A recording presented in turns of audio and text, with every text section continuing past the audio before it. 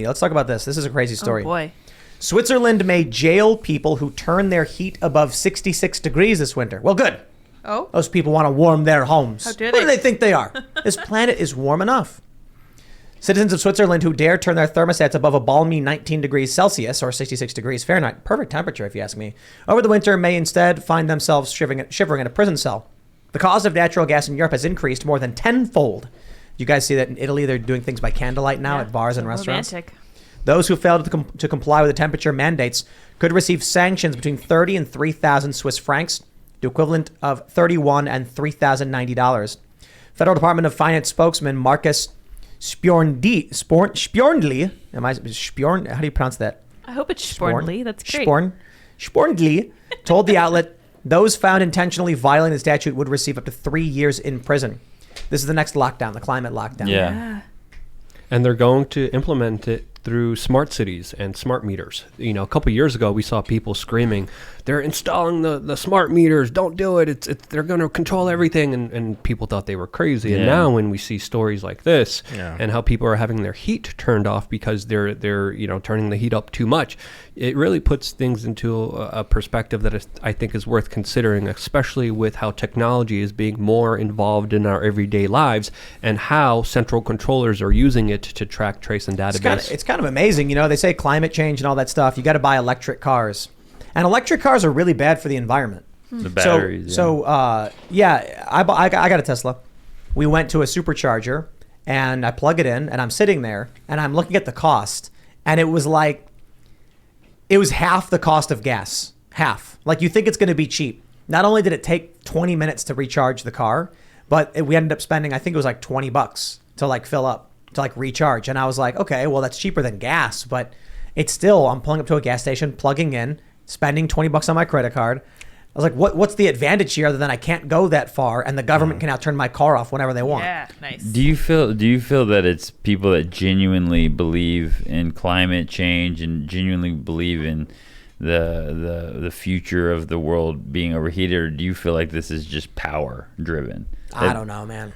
I think this is going into, there's a big agenda in the UN 2030 vision, which is also pictured by the Build Back Better Great Reset World Economic Forum vision. They share the same vision. It's essentially the same thing. They just kind of rebrand it for marketing purposes. And their vision is, of course, getting rid of cars. And if you look at major cities and the way that they've been developing, they've been getting rid of people's ability to drive cars. When you drive a car, you have freedom. You have the ability to go anywhere you want. They want people stuck in cities dependent on public transportation. Mass transit. Essentially, that is the end goal that they are reaching for, because then you could have total enslavement of people that can't escape, that can't run away. And when you look at their goals, they're already implementing it. It's not cost effective to have a car in New York City. Insurance rates are crazy. Speed cameras everywhere you go. Roads are being turned into pedestrian sidewalks. Traffic jams are absolutely crazy. And I think, there's a big portion of individuals who want to get rid of cars because it's bad for the environment, but there's also a lot of people who want to control people, and they're such control freaks that they want to get rid of your ability to be able to travel. Yeah, it's very American, like the idea of the automobile, right? Like Detroit and muscle cars and the interstate and just being able to have that mobility and that freedom to go. Exactly. And it's so I'm wondering, like, because I don't know what the elites, the powers that be really think. Do they really believe that cars are killing the planet, or is it just making people believe that cars are killing the planet in order to have power over them? For me, go ahead. No, go ahead. No, so for me, it's like this more than anything is an indictment on the centralization of public education, because the fact of the matter is, like, a lot of people legitimately think it's unfathomable or inconceivable that our government will have, doesn't have our best interest in mind. And so to the extent that a government like, in Switzerland would, crack down on the way in which people kind of regulate the temperature in their home, rather than thinking of this as a kind of tyrannical thing, many people unfortunately think of this as the government having our best interests in mind. And so, for me, it is leading up to Luke's point to kind of a globalist agenda. I mean, for example, with, King Charles kind of taking the throne in England, he did talk about climate change. And he said that this is an issue that can't be fixed by a singular country. It can only be fixed by a coming together of all the nations. And so this is kind of like rhetoric that's leading to the kind of groundwork or the threshold of a kind of globalist agenda. Yeah. You know what I mean? And so hopefully I didn't mess with the algorithm, but that's definitely what they're building up toward, you know? Yeah. They can turn your car off whenever they want. And drive it wherever they want to. Yeah, so That's crazy because you hear about people in these random car accidents, right? But now with like Tesla, for instance, you'll be like sitting in your car, and you'll be driving, and then a warrant will come out for your arrest. Something. Let's say you were you are accused of doing something you didn't do, whatever. You stole a package or something like that. You didn't do it, but they issue a warrant for your arrest because of it. You're driving in your car, and all of a sudden it goes bram, bram, bram, bram, and then it's like, sorry, Dave, you're being detoured to the local police station. And then it's like, auto locks engaged. Please sit back and remain calm. And then your car just slows down and turns around, and you're like, what? You can't get out. Pulls up to the police station. They're out there waiting with their guns ready, and out of the vehicle, your car just arrested you for us. Yeah, I believe there's already stories of people's Teslas being repossessed by using the feature where the car drives to you.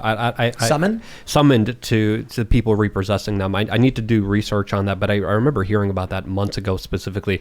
But this is why you always have a glass breaker whenever you can for that possibility, that distinction. But I do think there's multiple layers here. There's the environment level, there's the control level, but there's also trying to get rid of cars level. The Model S is a cabin camera. So not only do they have cameras surrounding the vehicle, and it's convenient. It's because with parking and such. Yeah, when you park, you can pull up the app, and then you can take a look and see the cameras from anywhere because it connects to the cell network, and then you connect to the network, and then you're good. So you can park your car. You can be in another state, and you can pull up your car's cameras. But they also have a cabin camera. I don't know if all of them have this. I know the Model S has it, filming you. Yep. And it's going to the internet. It's going to Tesla's servers. Now, you can choose to watch it, but it means they're getting that footage too. And so it's a convenience. It's that way when you're driving, you have the dash cam and the cabin cam. And if you get into an accident, then we all know what happened. And also they know exactly what you're doing whenever, and they can subpoena. You may be thinking, yeah, but Tesla's not going to give it to the government. They will when they're told they have to. Yeah. When some FBI agent goes to Tesla and says, we want to look inside their car right now. And then it does. And then you're driving in your vehicle, and they decide your car just stops, the doors lock, you can't get out. Here's the other thing. The Model S has the biohazard filter mode or whatever, where it like seals the air and then blasts you with like 99.99% filtered air. Then you're really locked in and you can't get out. Well, I always thought it was strange, like, because I don't really know where Elon Musk is at. I haven't done a lot of research on him.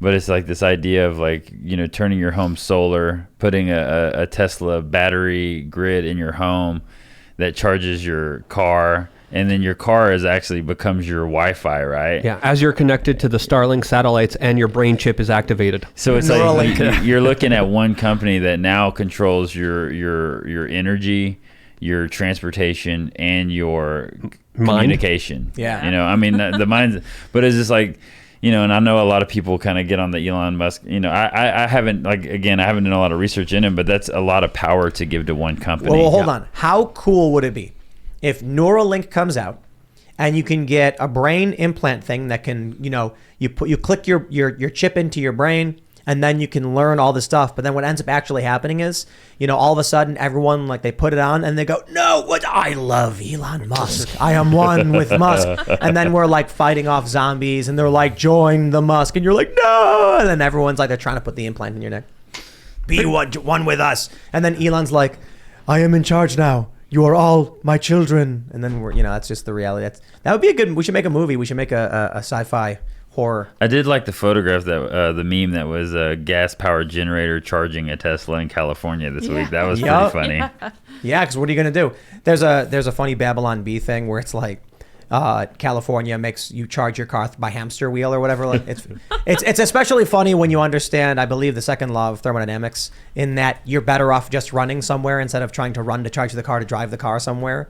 But I suppose the idea is if you run for like 40 hours, you'll have enough to bring your groceries back from the grocery store or something like that. There's another company I'm trying to find right now that is also launching its own auto drive feature. And to do it, they have a camera on the driver who's driving the car to make sure that his eyes are on the road and his hands are on the wheel. And if they're not, it auto takes off the auto drive. What's the point of auto driving if the car can't auto drive? You know what's really annoying is in the Honda, they have, I think most new cars have this, they have the lane assist thing. And so you're driving, and then you'll see like a skunk or something. Oh, gotta go a little to the left, and it goes wah, wah, wah. It's like leaving the lane. It freaks out and then forces you back. And I'm like, dude, don't take the wheel from me. Trying to not hit the turtle that was trying to cross the street. You know, and the turtle is going all slow. And what are you supposed to do? Just run it over? Yeah, it's definitely scary that they can shut off your car and have that kind of power over you. So yeah, that's why I'm really excited. I'm looking into cars from the '60s. Yep. Well, those might They're be cheaper too. Yeah, they have might be carburetors. illegal at one point, right? I mean, Right. that's the whole point. Yup. You know, again, it's like America, and the American spirit is kind of a car culture. You know, we are a mobile society. Like we really innovated cars and the interstate. You know, the idea of having the freedom to hit the road. You know, kind of like that Jack Kerouac kind of spirit of just going around the country. But now you're seeing more like live work spaces, mass transit, Pods. Outwork. Yeah.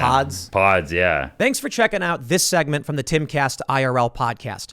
But if you want to check out the full show live, tune in Monday through Friday at 8 p.m. And if you want more special access content, head over to timcast.com and become a member. Your membership helps sustain this company, keep our journalists employed, makes this show happen, and you will get access to exclusive members-only segments of the Timcast IRL podcast, and there's a massive library to check out. So again, go to timcast.com or tune in Monday through Friday at 8 p.m., and we'll see you all there.